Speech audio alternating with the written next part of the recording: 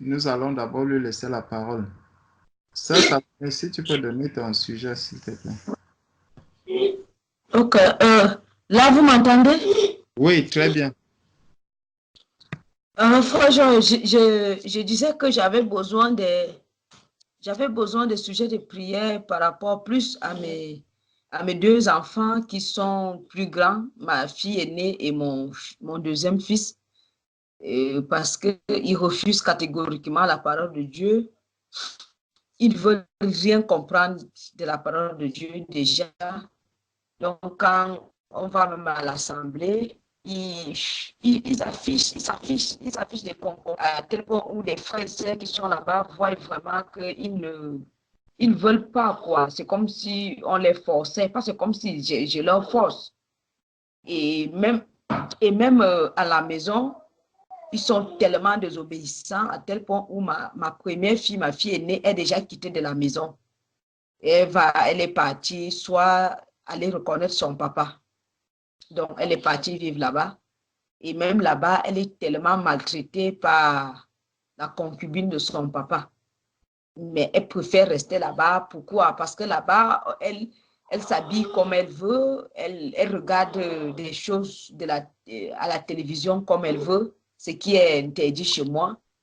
Et mon deuxième fils, déjà, il a pris, il est animé par un esprit de vol, quoi. Donc, même si j'ai eu un cas ici, j'ai une ancienne amie qui était venue de la Colombie me rendre visite ici. Et mon fils a eu le courage de fouiller son sac et de prendre 2000 francs dans son sac. Franchement, c'est juste que cette amie-là, elle considère mes enfants comme ses propres enfants. Sinon, ça devait être une situation vraiment désagréable. Et il a nié, il a tout nié, mais le Seigneur me fait toujours grâce parce qu'à chaque fois qu'il ment, le Seigneur me montre la vérité. À chaque fois qu'il commet quelque chose et qu'il dit que ce n'est pas lui, le Seigneur me montre toujours la vérité. Donc, voilà, je ne sais pas. Je ne sais pas. L'école même, il ne s'adonne pas. Toute sa tête, c'est que il veut regarder les dessins animés, il veut regarder les dessins, comment on appelle ça, les dessins de guerre, je ne sais pas, Spider-Man, tout ça, les noms, Batman, tout ça, c'est ça qu'il regarde.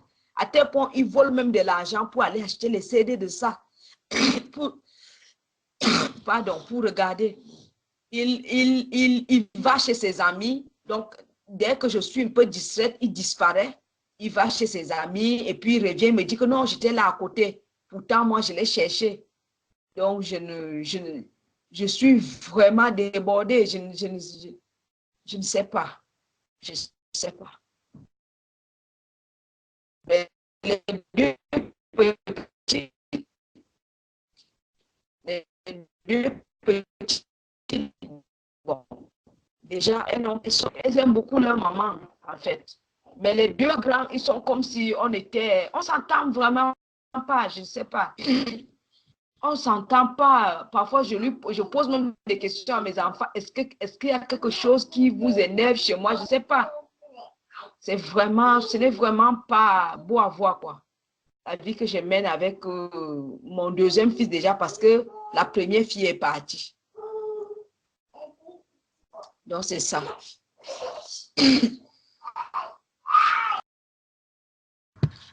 Ok.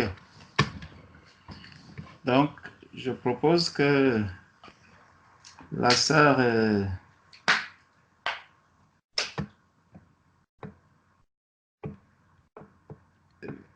Frère Jean-Charles, est-ce que la sœur savait là?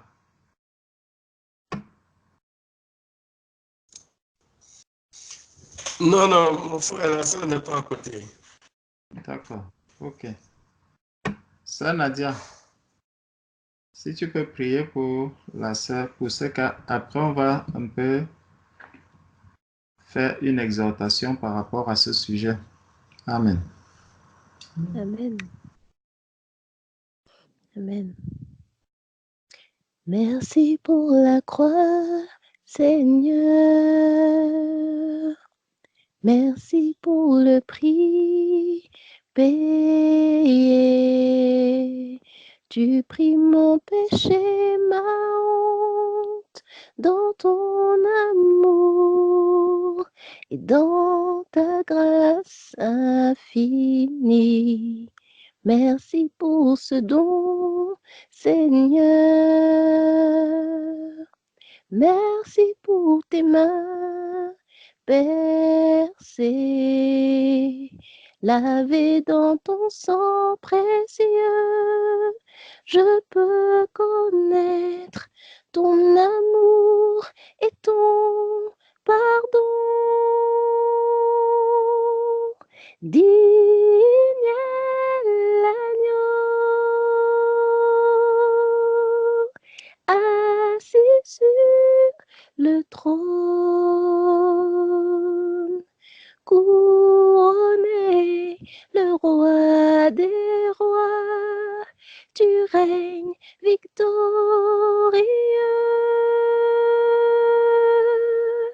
grand et élevé. Jésus, Fils de Dieu, le béni des cieux fut crucifié. Digne es-tu, Seigneur. Digne es-tu, Seigneur. Digne es-tu, Seigneur.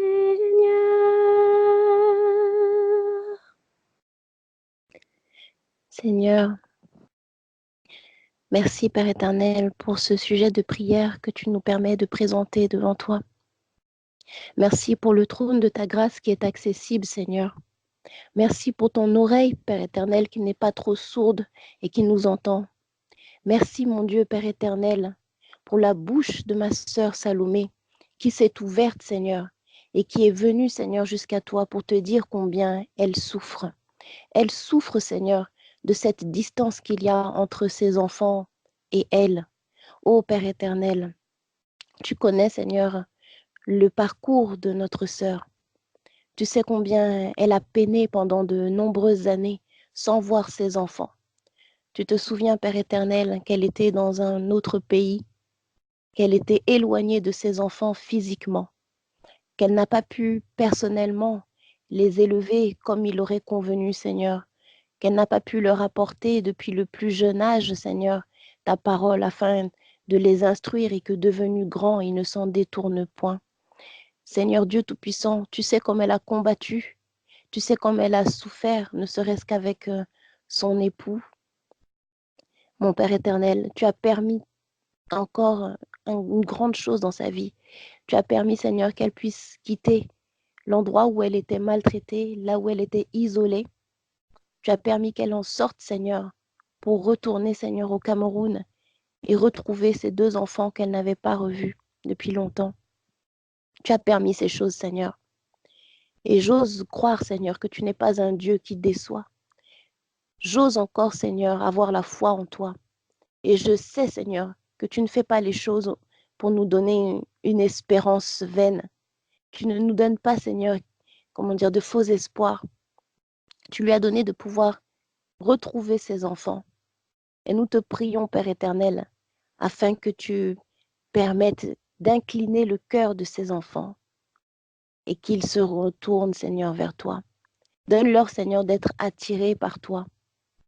Donne à leur maman, Seigneur, toute la sagesse qu'il faut pour leur inculquer ta parole, non pas avec agressivité, non pas avec force, mais avec douceur, patience et amour. Seigneur Dieu Tout-Puissant, nous savons que ce monde est un monde corrompu.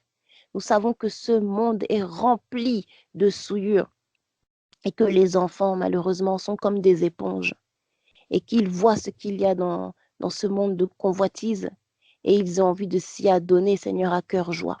Ils ont envie de faire comme les autres. Ils ont envie d'être comme tout le monde, Père éternel.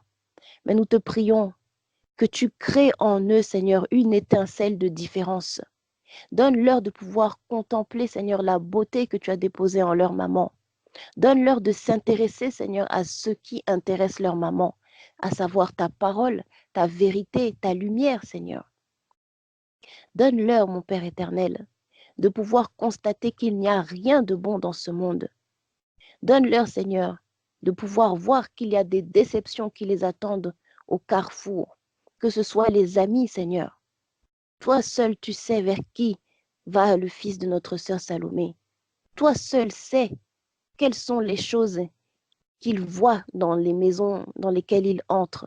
Oh, je te prie, Père éternel, qu'à chaque fois qu'il veuille aller chez les amis, que cela, Seigneur, soit indisponible, Père éternel, et que même on le refoule si cela est possible, Père éternel, que les gens soient lassés de sa présence et qu'il soit même rejeté, forcé de retourner chez lui, Père éternel, et que sa mère l'accueille encore et toujours avec amour, avec diligence, et qu'elle lui donne, Seigneur, des activités qui conviennent à une jeunesse qui veut fleurir en Christ. Oui, Père éternel, nous ne savons pas comment faire, Seigneur, comment bien agir avec nos enfants, si ce n'est pas toi, Seigneur, qui nous conseille dans nos cœurs, si ce n'est pas toi, Seigneur, qui nous donne des indications de comment nous pouvons leur parler de toi.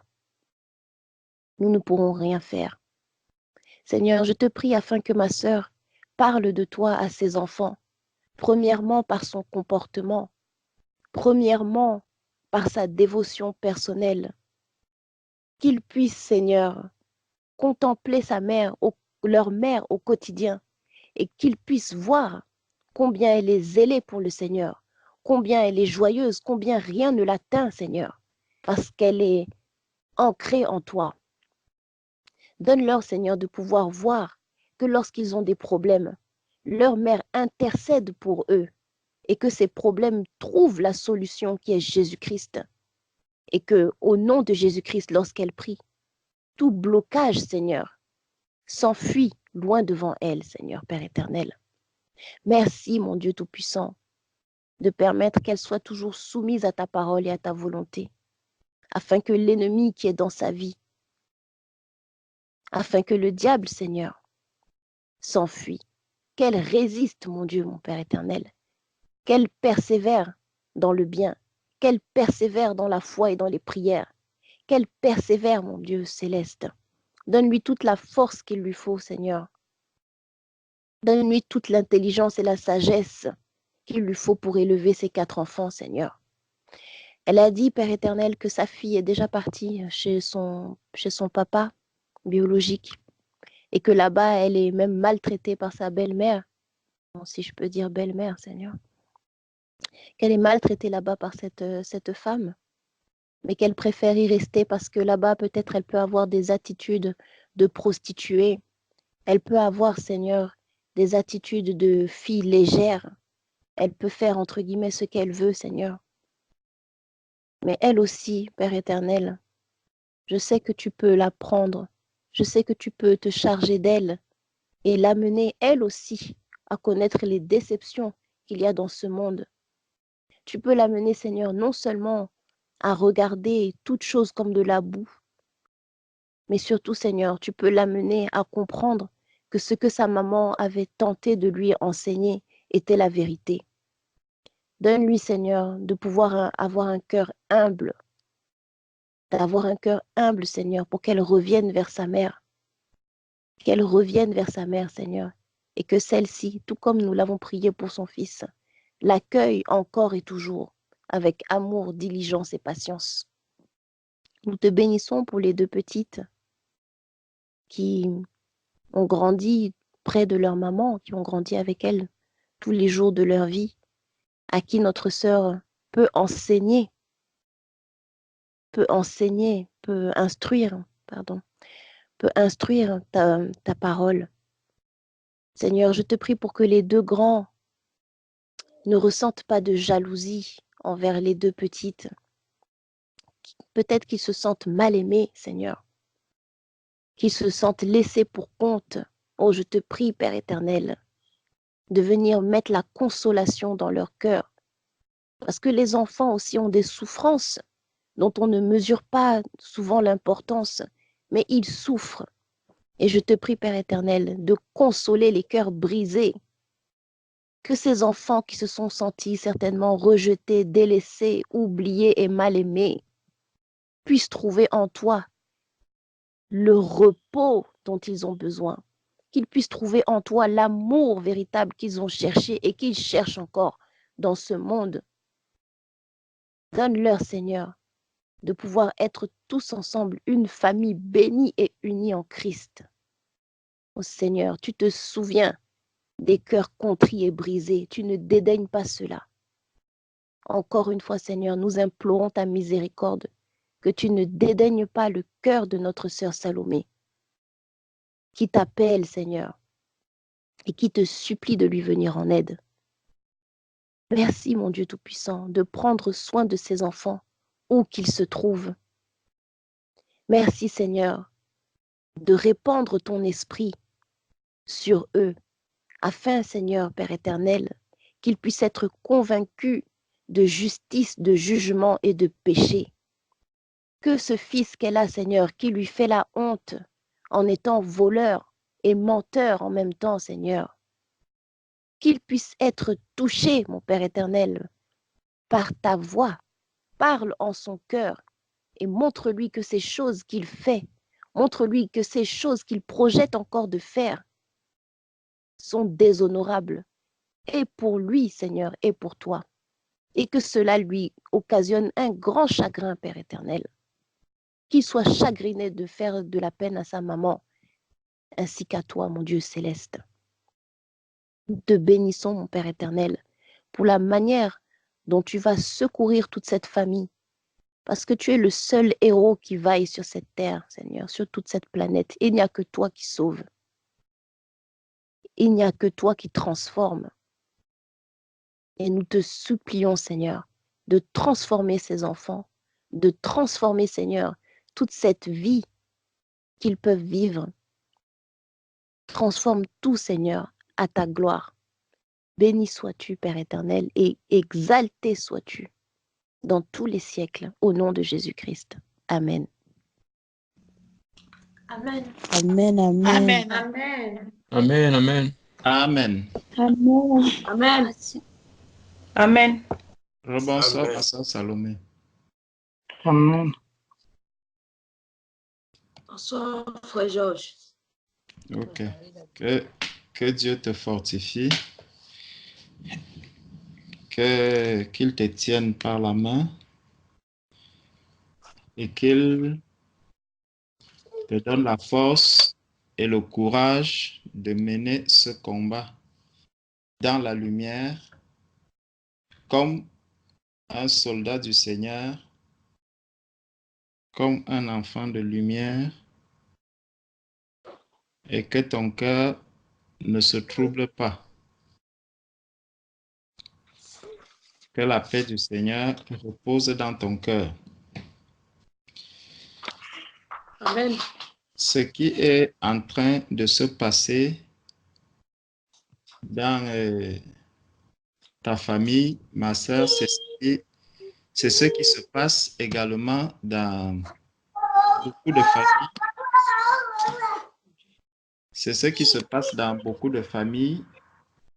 C'est un peu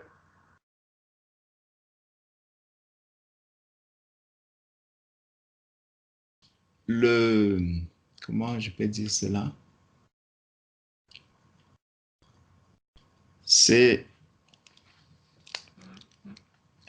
un peu l'œuvre du diable. C'est l'œuvre du diable qui est en train d'agir et de se manifester, en fait, dans les familles. La parole de Dieu nous dit dans Proverbes chapitre 22, dans Proverbes chapitre 22, on va prendre là quelques versets, à partir du verset 6. dans Proverbes chapitre 22, à partir du verset 6, il est dit, instruis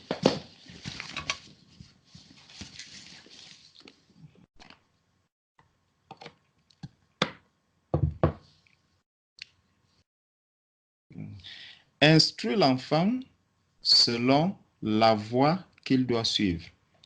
Donc ça, c'est le rôle du parent. Le parent doit instruire l'enfant selon la voie qu'il doit suivre. Là, nous voyons déjà que l'enfant est en communion avec son parent. L'enfant est en contact avec son parent.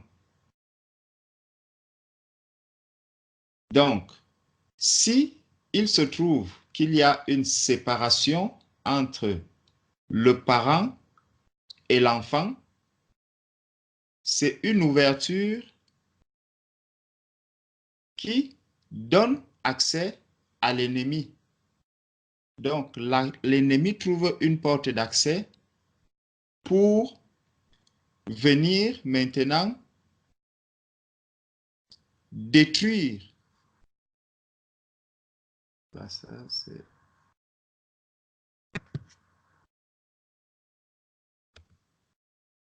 Donc, l'ennemi trouve une porte d'accès pour venir s'aimer, pour venir déposer l'ivraie, pour venir déposer une mauvaise semence dans la famille, dans les relations qu'un parent doit avoir avec ses enfants. L'ennemi trouve donc une porte d'accès pour venir déposer sa semence, pour venir détruire, parce que ne l'oublions pas, son rôle est de détruire. Il veut détruire les liens entre les parents et les enfants. Il veut détruire les relations entre frères et sœurs. Il veut détruire les relations entre les grands-parents et les petits-enfants. Bref, il veut détruire la famille. Donc, lorsque nous nous séparons, lorsque les parents se séparent, le père est de son côté, la mère est de son côté, c'est un boulevard que nous ouvrons pour que l'ennemi entre pour bien faire son travail de destruction. Que ce soit auprès des parents, parce que les cœurs vont être brisés, les parents ne vont plus s'accepter, ils ne pourront plus s'accorder sur quoi que ce soit. Les enfants aussi vont profiter de cette situation-là pour vivre dans le désordre, pour vivre dans l'iniquité. Et ça, c'est l'œuvre du diable. C'est que le diable a trouvé une porte ouverte. Et comme il a trouvé une porte ouverte, il va profiter de cette porte vraiment pour détruire davantage. Et en détruisant comme cela, il laisse dans le cœur des parents de la souffrance, il laisse dans le cœur des enfants la haine même des parents. C'est pour ça qu'un parent qui va s'éloigner de ses enfants, même s'il s'est éloigné peut-être pour des motivations que dans la chair on peut considérer comme normales. Peut-être il est allé pour un travail, il va bien envoyer de l'argent à la famille, il va envoyer de l'argent aux enfants, mais ça ne remplacera jamais l'amour physique que l'on doit donner à son propre enfant. Ça ne remplacera jamais le lien d'amour qui doit exister entre le parent et son enfant. Ce lien n'est jamais remplaçable. Si vous voyez un enfant qui a vécu peut-être dans un orphelinat, un enfant qui a vécu loin de ses parents, il a une vie qui est totalement différente d'un enfant qui a vécu avec ses deux parents. Un enfant qui a vécu vraiment dans une famille une famille où, pas une famille recomposée, mais une famille vraiment où il y a le père, la mère, il est là au milieu. Vous allez le voir, c'est un enfant qui est épanoui généralement. Surtout lorsque les parents se sont, ont eu la grâce de connaître le Seigneur. Donc le Seigneur dit, instruis l'enfant selon la voie qu'il doit suivre. C'est que cette instruction va montrer à l'enfant le chemin à suivre. Ce n'est pas les oncles qui doivent faire ce travail. Ce n'est pas les tantes qui doivent faire ce travail. Ils peuvent faire ce travail, mais Dieu a donné cette responsabilité aux enfants, aux parents plutôt. Il a donné cette responsabilité-là aux parents. Aujourd'hui, j'ai mon fils aîné qui n'est pas avec nous et je sais que je ne vais pas m'attendre peut-être à un même résultat dans la marche, la crainte du Seigneur entre lui et ceux avec qui je suis tous les jours. Parce que je sais que ceux avec qui les personnes avec lesquelles il est, lui donnent une éducation. Il lui donne une instruction. Bon. Est-ce que c'est la bonne? Est-ce que c'est la mauvaise? Dieu seul sait. Et c'est pour ça qu'il est vraiment important et utile de se mettre en prière pour ces cas-là. Il faut beaucoup prier pour ces cas. Donc, la séparation qui se crée entre un enfant et les parents, les divorces, lorsque le divorce arrive dans une famille et qu'il y a une séparation, toutes ces choses-là viennent pour détruire la communion entre les enfants et leurs parents. On ne parle même pas encore de Dieu. La communion entre les parents et les enfants peuvent profiter de cette faille pour vivre dans le désordre, pour faire ce qu'ils veulent, pour faire à leur tête. Parce que dans la famille, il y a un ordre que Dieu a établi. Il y a le père, il y a la mère et il y a les enfants. Ça, c'est l'ordre que Dieu a établi dans la famille. Donc, dès le moment où peut-être le père est de son côté, la mère est de son côté, c'est aussi une instruction qu'on a donnée à l'enfant pour dire à l'enfant que chacun peut vivre comme il veut. C'est une situation de désordre. Déjà, le seul fait que le parent vit de son côté, la mère vit de son côté, c'est aussi une instruction qu'on est en train de donner à l'enfant. C'est aussi un modèle de vie qu'on montre à l'enfant. Et c'est pour ça qu'avec le temps, on se rend compte que plus il y a des divorces et plus les générations qui viennent aussi trouvent le divorce comme quelque chose de normal.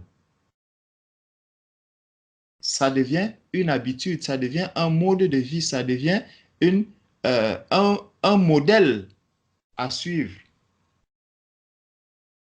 pour les générations d'après, pour les enfants.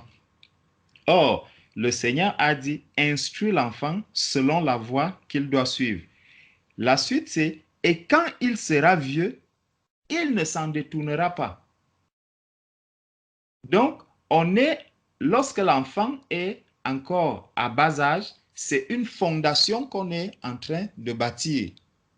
On est en train de bâtir cette fondation. On est en train de bâtir une maison et on pose la fondation. Donc, l'instruction du départ va aider l'enfant maintenant à pouvoir se mettre sur le chemin étroit. La fondation de base va aider l'enfant.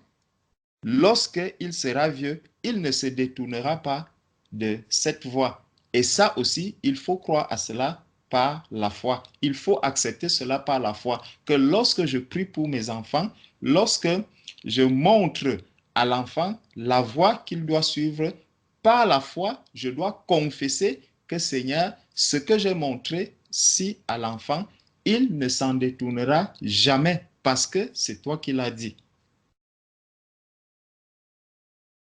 Donc, si nous sommes absorbés soit par le travail, si nous sommes absorbés par les désirs du monde, par les choses que le monde nous présente aujourd'hui, la télé, les cinémas et tout, si ce sont ces choses-là qui nous absorbent, cela va se voir dans la vie de l'enfant parce qu'on n'aura pas le temps d'instruire l'enfant, on n'aura pas le temps de s'occuper des enfants, on n'aura pas le temps de montrer à l'enfant le chemin à suivre.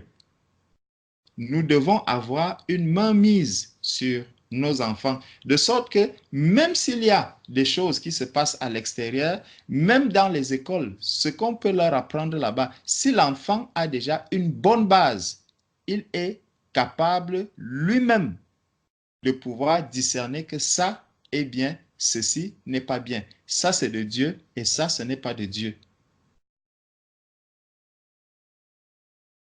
Les enfants, lorsqu'ils vont à l'école, le retour de cette école, ils vont vous dire, ah papa, voici ce qu'on a dit à l'école aujourd'hui. Vraiment, j'étais étonné de voir que la maîtresse aussi accepte ceci, que les camarades aussi acceptent ceci. Et tout ça, ce n'est pas toi qui étais là pour lui dire en ce moment que ça, ce n'est pas de Dieu, ça, ce n'est pas de Dieu, ça, ce n'est pas de Dieu. C'est parce que l'enfant, à force de lire la parole de Dieu avec nous, à force de méditer la parole de Dieu avec nous, à force de voir comment nous-mêmes nous avançons, comme la sœur Nadia disait tout à l'heure que nous devons être des modèles pour nos enfants. Ce que nous montrons à nos enfants, c'est ça que nos enfants vont copier par la suite. Donc, lorsque l'enfant me voit faire quelque chose, lorsque l'enfant me voit dire certaines choses, lorsque l'enfant me voit agir d'une certaine manière, c'est aussi une instruction que je suis en train de donner à l'enfant. Donc, dans les actes, la séparation, c'est une instruction que je vais donner à l'enfant. Je vais montrer à l'enfant qu'on peut se séparer. On peut se séparer de ses frères, on peut se séparer de ses sœurs, on peut même se séparer de son mari, on peut se séparer de son épouse. Tout ça, l'enfant a les yeux pour voir quand il est encore petit. Et quand il sera grand, il va se servir de ce qu'il aura vu, de ce qu'il aura entendu et de comment il nous aura vu voir. Et pourquoi le Seigneur nous demande donc d'instruire ses enfants? C'est parce que il y a quelque chose qui se trouve dans le cœur de l'enfant qui doit être enlevé. Dans Proverbe 22, verset 15 toujours, il nous dit, la folie est attachée au cœur de l'enfant. Donc, l'enfant, quand vous voyez, par exemple, un fou, donc quelqu'un qu'on considère de fou, c'est quelqu'un, pour lui, qui peut prendre tout, il prend tout, il ramasse tout ce qu'il voit, il ramasse, il est capable d'entrer dans une poubelle, il ramasse, il te met à manger, il trouve quelque chose à terre, il ramasse, il se met à manger. C'est comme ça que le cœur de l'enfant est. C'est que tout ce que l'enfant voit, il le ramasse, il le prend, c'est bon, il prend, c'est mauvais, il prend, c'est tordu, il prend, c'est boité, il prend, tout ce qu'il voit, il prend. Et le Seigneur, lui qui connaît donc le cœur des enfants, il dit, la folie est attachée au cœur de l'enfant. Et lorsque vous voyez, la suite, c'est que la verge de la correction l'éloignera de lui. Donc, il faut corriger l'enfant. Il faut redresser l'enfant. C'est ce que la parole de Dieu nous dit. Ça veut dire qu'il faut un encadrement à l'enfant. L'enfant a besoin d'un encadrement des personnes qui sont conscientes. Ce n'est pas l'instruction des hommes, ce n'est pas l'instruction de l'école. Le Seigneur a dit, instruis l'enfant et il s'adresse aux enfants de Dieu. Donc, un parent qui est converti, un parent qui croit au Seigneur, doit instruire, il doit encadrer l'enfant selon les voies du Seigneur. Ça, c'est quand les enfants sont encore petits. Et le Seigneur nous a dit que parce que lorsqu'ils seront grands, ils ne vont pas s'en détourner. Ils ne s'en détourneront point. Maintenant, si nous essayons d'avancer, nous voyons que les enfants, donc, quand un enfant va grandir, l'enfant a maintenant un cœur disposé à choisir une voie parce que le Seigneur a dit, quand il sera vieux, il ne s'en détournera point. Donc, ça veut dire qu'il va continuer maintenant à suivre la voie que tu lui as montrée. Au départ, c'est toi qui montres la voie, mais par la suite, l'enfant va suivre lui-même une voie qu'il aura choisie. L'enfant va suivre la voie qu'il aura choisie. Pourquoi l'enfant va suivre la voie qu'il aura choisie? Parce que l'enfant, à un moment donné, il acquiert de la maturité. Il devient mature. Et lorsqu'un enfant devient mature, il faut le considérer comme un païen. Et un païen a besoin d'être quoi? D'être conduit au Seigneur. Ce n'est pas parce qu'il est mon enfant que je ne dois pas lui parler de la parole de Dieu comme quelqu'un que je ne connais pas. Il faut qu'on arrive vraiment à savoir que nos enfants, le Seigneur nous les confie. Quand ils sont encore petits, ils vont voir tout ce que nous allons leur montrer. Ils vont voir comment est-ce que nous marchons. Ils vont comprendre la vie que nous sommes en train de mener. Mais ces enfants, ne l'oublions pas, selon le psaume 51, verset 5. Psaume 51, verset 5, il est dit, « Voici, je suis né dans l'iniquité et ma mère m'a conçu dans le péché. » Donc l'enfant né dans l'iniquité, il est conçu dans l'iniquité. Donc il a une partie de l'iniquité en lui.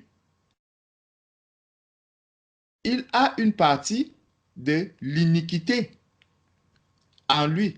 Dans Romains 3, il est écrit, tous ont péché et sont privés de la gloire de Dieu. Donc, quand un enfant grandit, l'enfant qui a grandi a besoin d'une conversion. Il doit se convertir au Seigneur. Tant qu'il ne se convertit pas au Seigneur, il reste quelqu'un qui est éloigné de Dieu. Et étant éloigné de Dieu, il va manifester les œuvres de la chair. Le salut n'est pas héréditaire. Ce n'est pas parce que ma mère croit en Dieu que ça devient un héritage de la famille. C'est ce que les hommes ont voulu nous faire comprendre depuis bien longtemps. C'est pour ça que vous allez voir quelqu'un vous dire, mon père a été pasteur, moi aussi je suis pasteur, ma mère est chrétienne, moi aussi, donc moi aussi je suis chrétien, je suis né dans une famille chrétienne, mon père était catholique, moi aussi je suis catholique, nous sommes catholiques dans la famille. Non, vous ne pouvez pas venir nous sortir du catholicisme. C'est un héritage de nos parents. Non, le salut ne s'hérite pas. Ce n'est pas parce que mon père a été sauvé que moi aussi, je me dis forcément, je suis sauvé, je peux vivre comme je vis. Non. Il faut que chacun s'engage personnellement avec le Seigneur.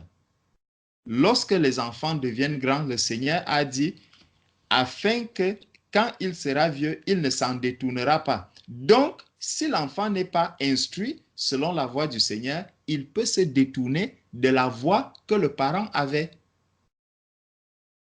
C'est ce qu'on lit dans Proverbe 22, verset 6. Si l'enfant ne se détourne pas lorsque tu lui montres la voie, ça veut dire que si on ne lui a pas montré la bonne voie, par la foi, l'enfant peut aussi se détourner de cette voie.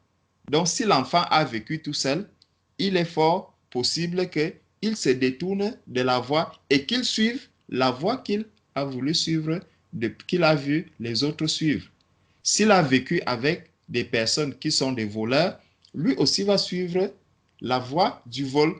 S'il a vu des collègues, des camarades qui vivaient dans la convoitise parce qu'ils avaient besoin de belles baskets, ils avaient besoin de belles casquettes, ils avaient besoin de ceci, de cela, lui aussi, n'ayant pas les moyens de s'en offrir, il va commencer à voler pour avoir toutes ces choses. Parce qu'il a vu les autres vivre dans la convoitise, lui aussi, il va suivre la voie de la convoitise.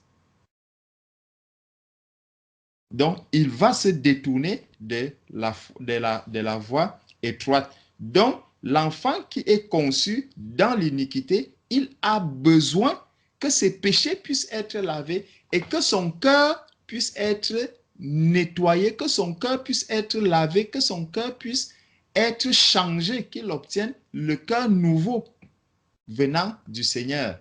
Et là, il va manifester le fruit de l'Esprit. Là, il va manifester la vie de Christ quand il est déjà grand. S'il n'est pas converti, il lui sera difficile de faire cela. Il pourra même essayer de le faire par la chair ou pour faire plaisir à maman. Mais au fond de lui, si la maman n'est pas là, il va vivre la vie réelle qu'il désire vivre. Là, c'est son caractère réel qui va paraître. Donc, pour éviter que cet enfant ne soit dans l'hypocrisie, c'est vrai, c'est dur, c'est difficile à vivre, c'est difficile à accepter, mais la seule chose qu'il y a à faire, c'est de prier pour la conversion de ces enfants. Il faut prier pour la conversion de ces enfants. Il faut prier pour que le Seigneur touche les cœurs de ces enfants qui n'ont pas été instruits sur la bonne voie. Et même ceux qui ont été instruits, prions pour que la semence qui est déposée dans ces cœurs, que cette semence-là ne soit pas volée par le malin, que cette semence ne soit pas enlevée par le malin. Donc nous devons combattre de tous les côtés. Nous devons combattre de tous les côtés. Nous devons être vraiment assidus à la prière pour nos enfants. Nous devons prier régulièrement pour nos enfants.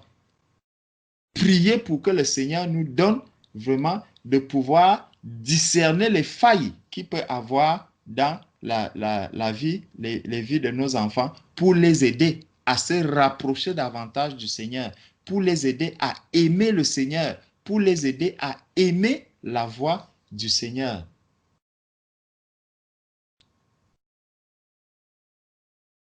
On nous a plutôt montré la religion. On nous a plutôt montré les bâtiments. On nous a plutôt montré un endroit où on disait que là, c'est ceux qui croient en Dieu. Allez à cet endroit, c'est là-bas que l'on croit en Dieu. Pourtant, ce n'est pas ça la conversion. Nous devons prier pour la conversion des personnes. Nous devons prier pour la conversion de nos enfants, pour les conversions de nos enfants. Donc, dans Jean chapitre 3, au verset 6, justement, il nous est dit,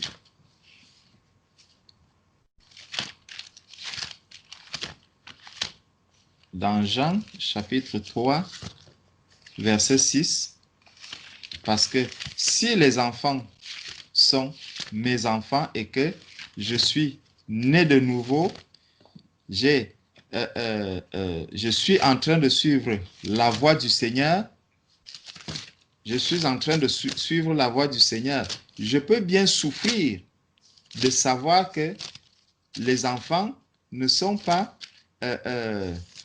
en train de faire vraiment ce qui est juste, ce qui est agréable au cœur du Seigneur. Ça peut donner vraiment, c'est une grande tristesse.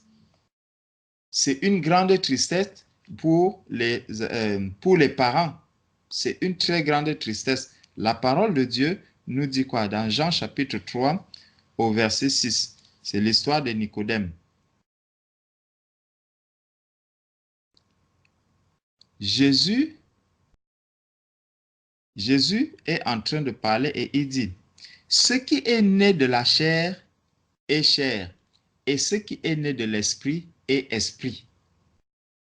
Donc, l'enfant, il est né de la chair. L'enfant vient du ventre. Ça, c'est la naissance par la chair. Il naît de la chair. Donc, nous avons une filiation charnelle.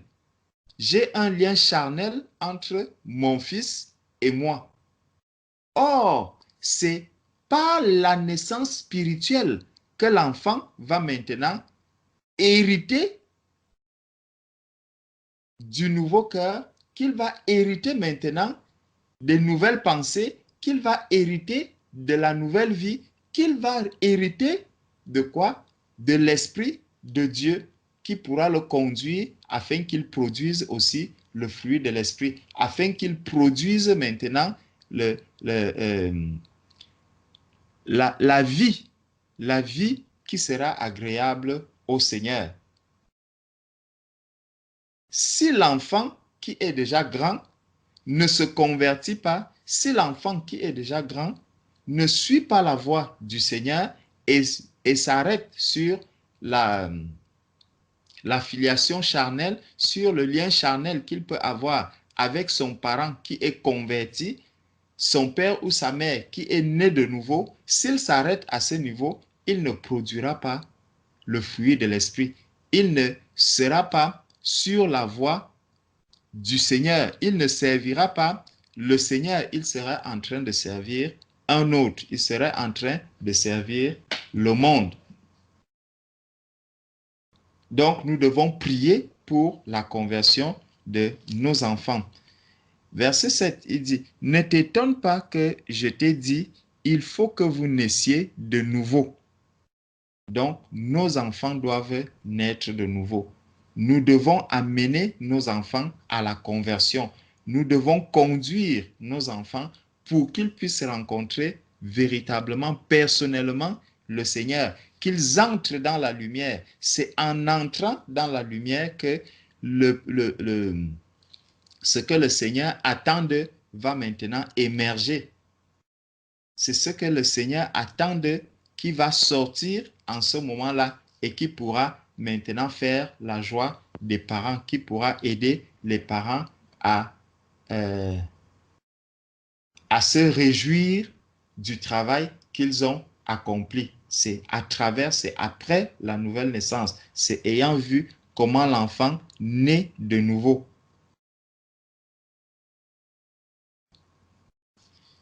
Donc, on peut encore, nous prenons, allons un peu voir un cas.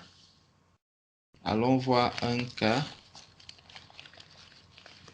dans Genèse.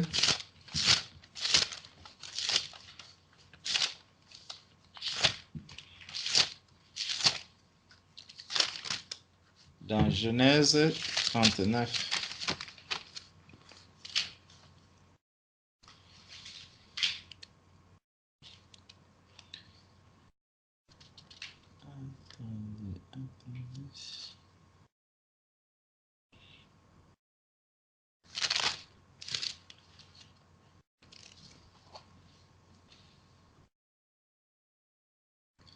Bon, pour ceux qui connaissent bien l'histoire,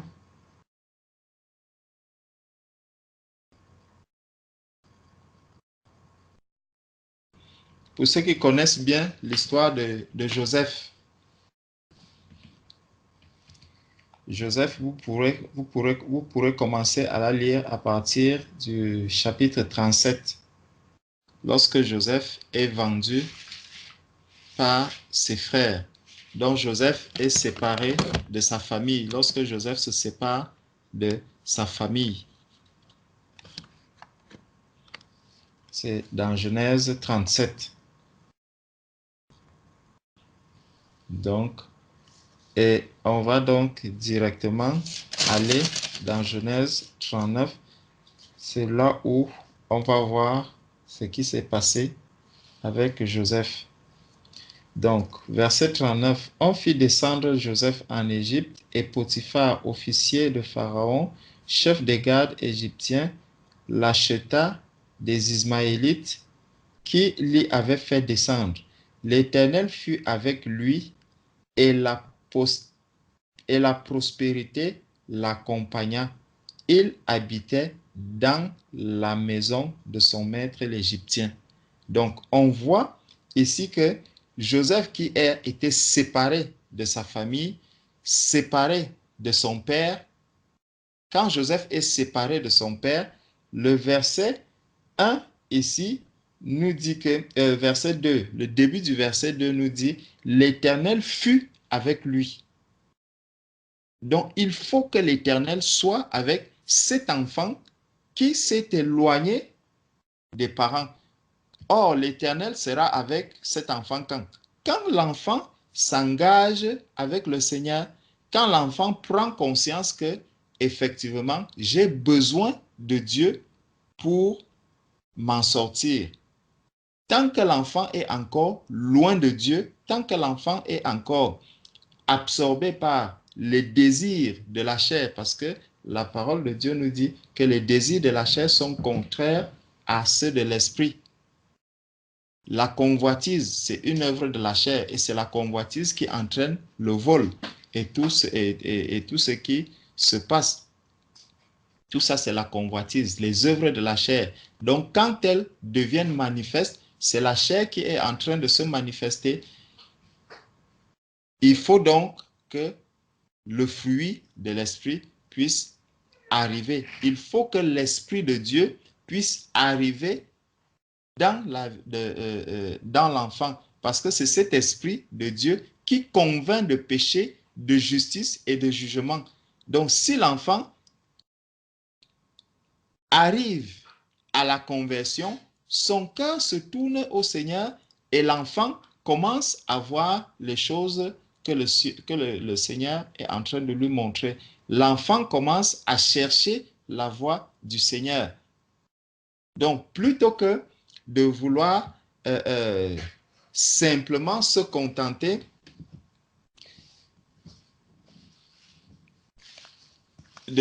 plutôt que de prier que l'enfant arrête de voler, que l'enfant arrête de sortir la nuit, que l'enfant arrête de faire des choses qui ne sont pas bonnes.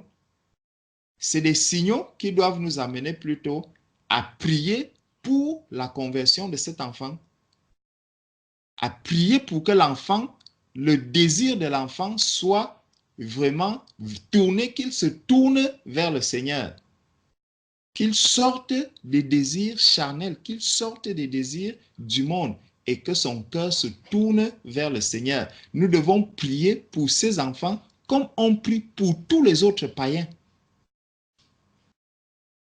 Il ne faut pas prier pour eux simplement dans un sens sentimental. Non. Il ne faut plus mêler le sentiment à cela. Là, c'est un combat. On va prier pour eux comme on prie pour les musulmans, comme on prie pour les bouddhistes, comme on prie pour. Il faut prier avec autorité en demandant vraiment au Seigneur de faire grâce pour qu'il les attire à lui. Pour qu'il les attire à lui. Parce que si l'enfant a déjà la possibilité de choisir que non, là, moi, je ne veux plus vivre avec toi, je vais vivre avec mon père, ça veut dire que l'enfant est déjà bien conscient des actes qu'il pose. Il sait que si je vais là-bas, je vais vivre comme je veux, personne n'aura à me déranger, je vais faire ma vie comme je veux et il décide, puisqu'il a l'âge de partir, il se lève, il s'en va.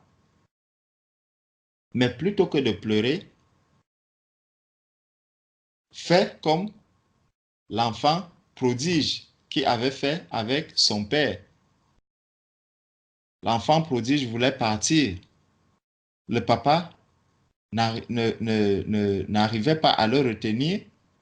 Il lui a donné ce qui lui revenait. Il est parti, mais continuant à attendre, continuant à espérer. Et il était dans une grande joie lorsque son fils est revenu, lorsque le fils est retourné à la maison. Donc nous devons prier, nous devons demander, implorer la grâce, la miséricorde du Seigneur pour ces cas-là, pour ces enfants. Qu'ils se retournent vraiment contre le monde et qu'ils suivent la voie du Seigneur. C'est de la conversion que ces enfants-là ont besoin. C'est de la conversion que ces jeunes ont besoin. Et rien d'autre.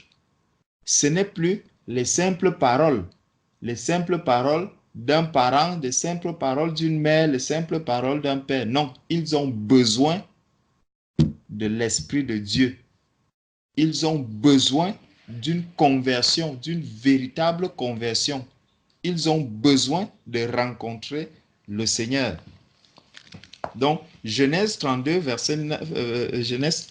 verset 2, ici, on nous dit, l'Éternel fut avec lui, avec Joseph, et la prospérité l'accompagna. Il habitait dans la maison de son maître l'Égyptien. Son maître vit que l'Éternel était avec lui et que l'Éternel faisait prospérer entre ses mains tout ce qu'il entreprenait. Donc, c'est pour ça qu'on doit prier pour nos enfants. Que l'Éternel soit avec eux, que l'Éternel se rapproche d'eux, que le Seigneur leur fasse grâce afin qu'ils sortent du monde. Ce n'est pas en grondant. Si je gronde, l'enfant, il va écouter, il dit, ah, tant pis. Lui,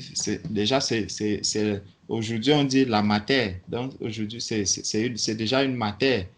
C'est même, d'autres disent la daronne. Ah, la daronne, elle dérange. Donc, la maman, elle est déjà, elle fait les choses des vieilles. Donc, ça, c'est, là, je n'écoute pas ça. Elle peut parler comme elle veut. Non, c'est la parole de Dieu. Prions pour que l'Éternel soit avec ses enfants. Prions pour que l'Éternel soit avec eux tout le temps. Que leur cœur se tourne au Seigneur. Donc son maître vit que l'Éternel était avec lui et que l'Éternel faisait prospérer entre ses mains tout ce qu'il entreprenait.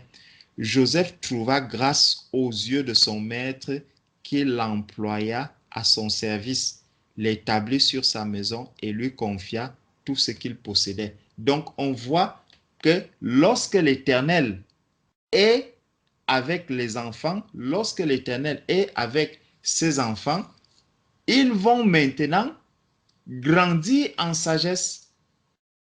Il y a la confiance que les uns et les autres peuvent faire maintenant à ces enfants. Parce que quand l'Éternel n'est pas avec les enfants, ils perdent la confiance. Même du parent, il n'y a plus la confiance du parent vis-à-vis de ses enfants. Le parent arrive à la maison, il va prendre le porte-monnaie, il va cacher.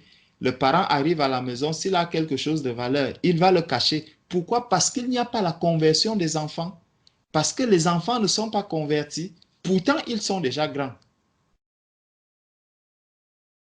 Donc, le temps où il fallait les instruire pour qu'ils ne se détournent pas de la voie étroite, ce temps-là, il est déjà passé. Il faut maintenant agir comme si on agissait avec un païen. Pas comme si c'est des païens.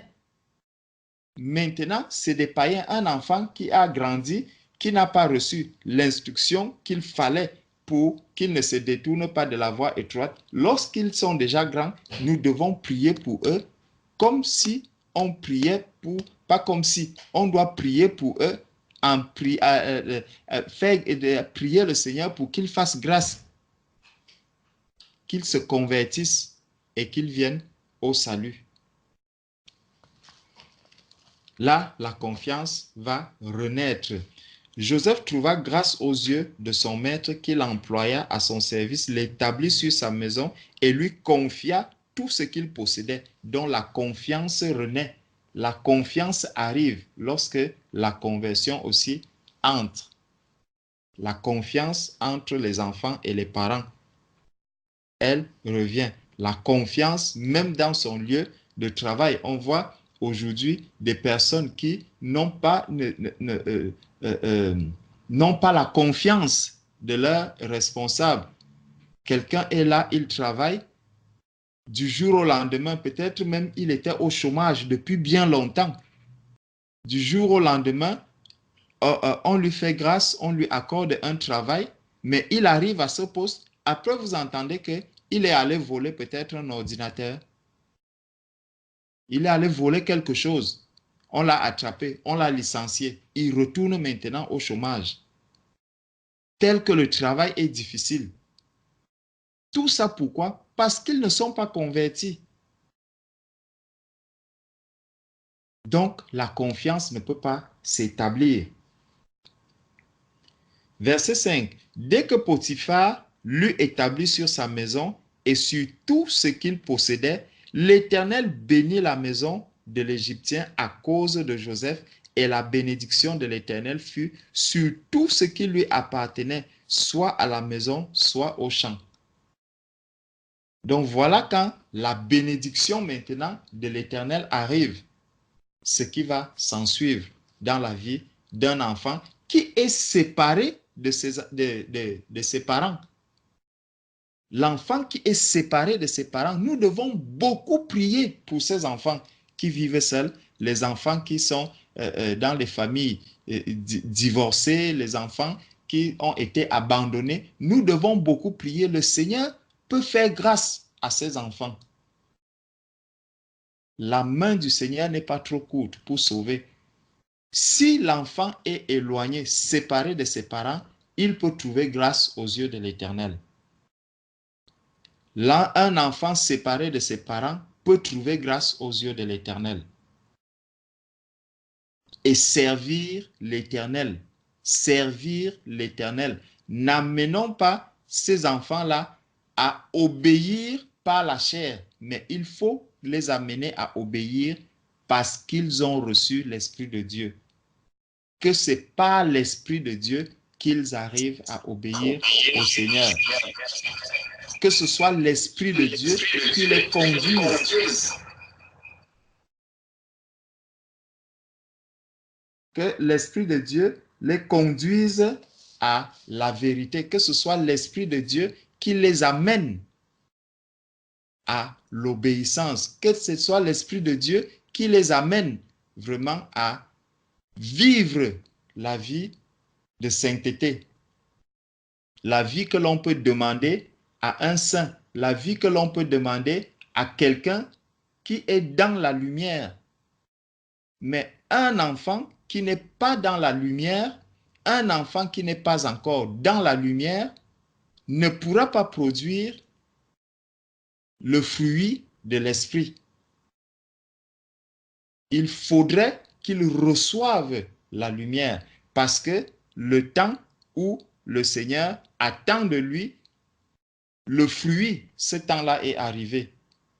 Donc, parce que quand il est encore petit, il doit recevoir l'instruction. Et maintenant, lorsqu'il sera grand, le Seigneur attend quelque chose de lui, c'est qu'il ne se détourne pas du chemin étroit. Mais s'il se détourne du chemin étroit, il faut maintenant prier pour sa conversion.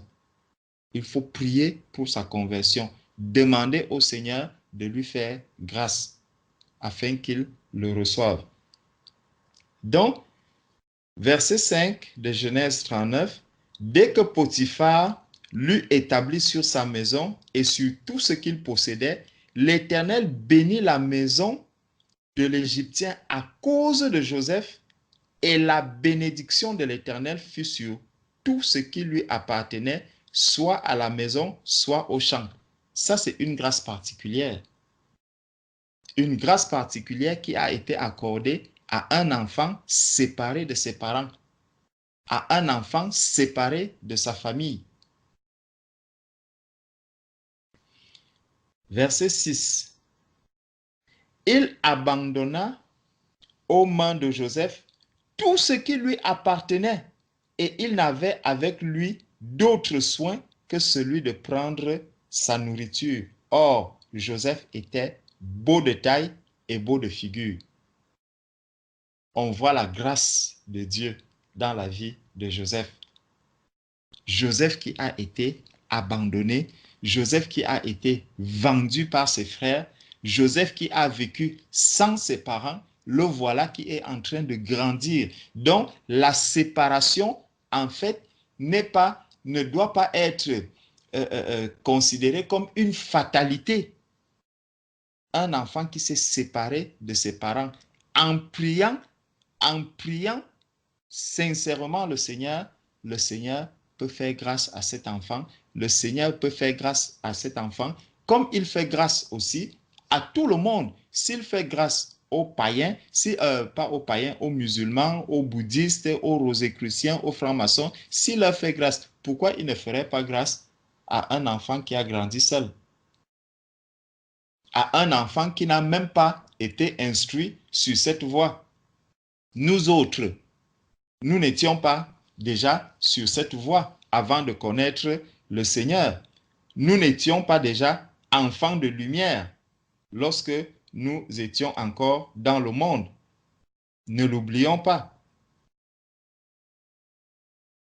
Nous n'étions pas encore enfants qui pouvions produire quelque chose de bon. Nous étions aussi éloignés du Seigneur. Nous étions aussi loin du Seigneur. Dans Éphésiens chapitre 2 au verset 3, Éphésiens chapitre 2 verset 3, qui nous dit, nous tous aussi nous étions de leur nombre et nous vivions autrefois selon les convoitises de notre chair. C'est ce que nous étions aussi. Selon les convoitises de notre chair, accomplissant les volontés de la chair et de nos pensées, et nous étions par nature des enfants de colère, comme les autres. Ça, c'est ce que nous étions. Pourquoi? Parce qu'on ne connaissait pas encore le Seigneur. Et beaucoup d'entre nous ont vécu avec leurs parents même. Beaucoup d'entre nous ont vécu avec leurs parents. Mais, puisqu'on n'avait pas reçu l'instruction, la véritable instruction, l'instruction selon Dieu, l'instruction dont le Seigneur nous parle dans Proverbe 22, verset 6, on n'a pas reçu cette instruction. Et comme on ne l'a pas reçue, on a vécu avec les pensées du monde, avec les pensées de la chair, ayant gardé le lien charnel que nous avions avec nos parents. Nous avons gardé ce lien charnel. On a grandi avec ce lien charnel et nous avons commencé à produire le fruit de la chair. Nous avons commencé à manifester les œuvres de la chair. Les vols, les convoitises, les fornications, toutes ces choses. On les manifestait pourquoi? Parce que nous étions de la chair, parce que nous étions du monde. Pourtant, beaucoup ont vécu avec leurs parents depuis le bas âge. Mais comme il n'y avait pas la conversion au départ, comme il n'y avait pas Jésus au départ, dans l'instruction même qu'on recevait, pourtant, selon le monde, ce n'était pas une mauvaise instruction. Il y a un mot qu'on disait, ah, tu es mal éduqué. Tu es mal éduqué, tu es mal éduqué. Les parents faisaient de leur mieux pour nous donner une éducation, pour nous instruire. Mais ce n'est pas parce que leur instruction ou leur éducation était bonne. C'est ce qu'ils connaissaient, c'est l'éducation qu'ils connaissaient. Ou lorsque tes parents, ton père, ta mère ou ton père te voyait, il te disait que mais, si quelqu'un te gifle, hein, gifle-le 4 fois.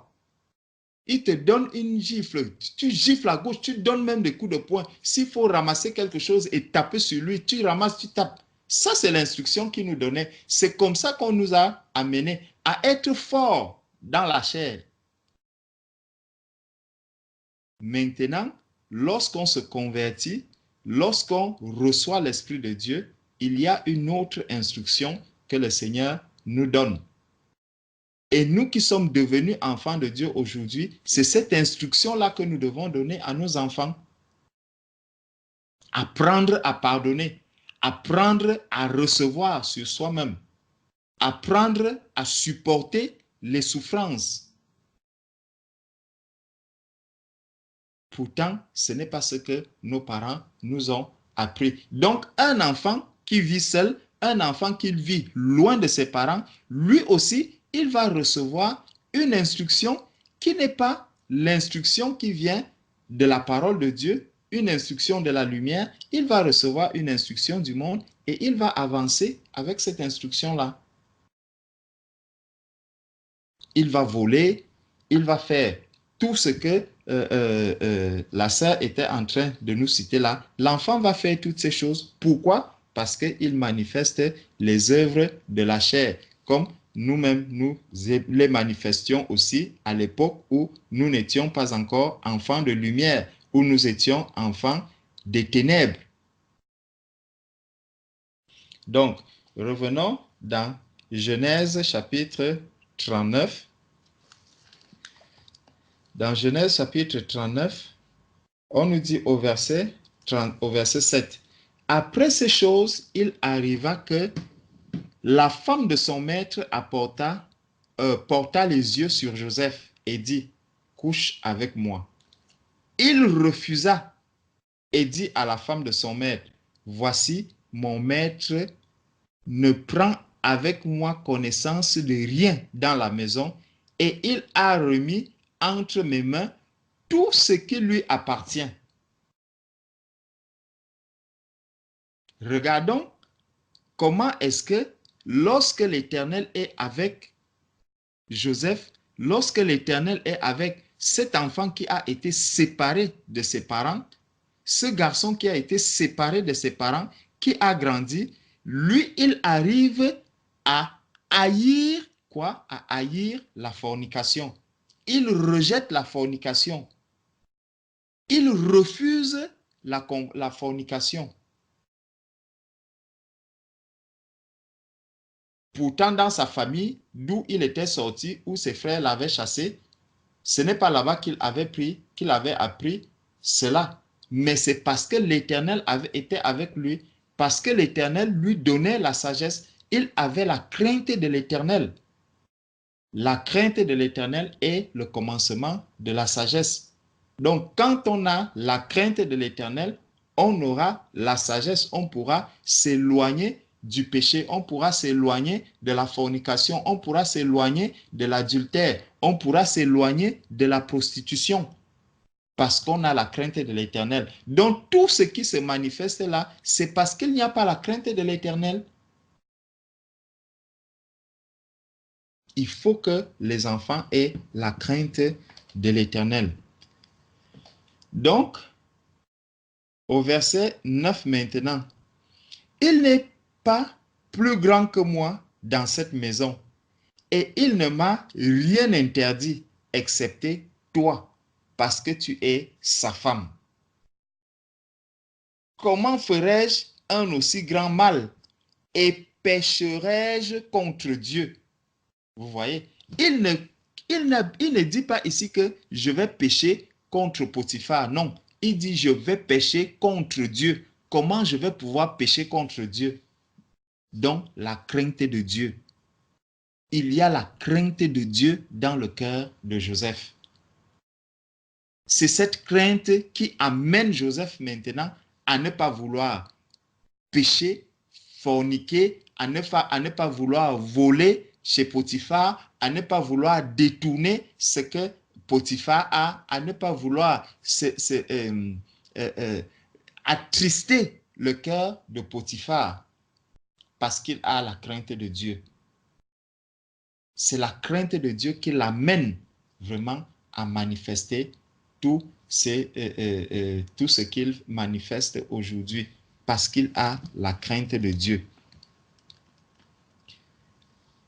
Quoiqu'elle parlât tous les jours à Joseph, il refusa de coucher auprès d'elle, d'être avec elle. Donc, malgré la persévérance de la femme de Potiphar, Joseph n'accepte pas. Parce que lui aussi, il a appris à persévérer dans la vérité, dans la lumière, dans la sanctification. Il a appris à persévérer là-dedans.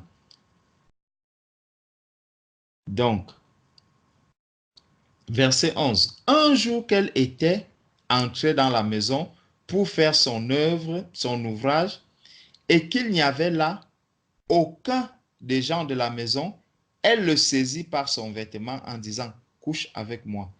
Il lui laissa son vêtement dans la maison et s'enfuit au dehors. Il lui laissa son vêtement dans la maison et s'enfuit au dehors. Donc, on voit Joseph qui fait quoi? Qui renonce. Joseph renonce.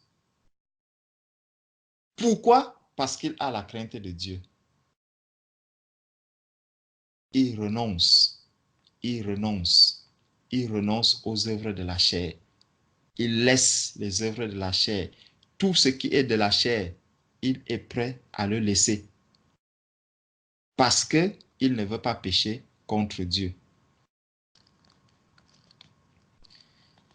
Donc, lorsqu'elle vit qu'il lui avait laissé son vêtement dans la main et qu'il s'était enfui dehors, elle appela les gens de sa maison et leur dit, « Voyez, il nous a amené un Hébreu pour se jouer de nous. Cet homme est venu vers moi pour coucher avec moi, mais j'ai crié à haute voix.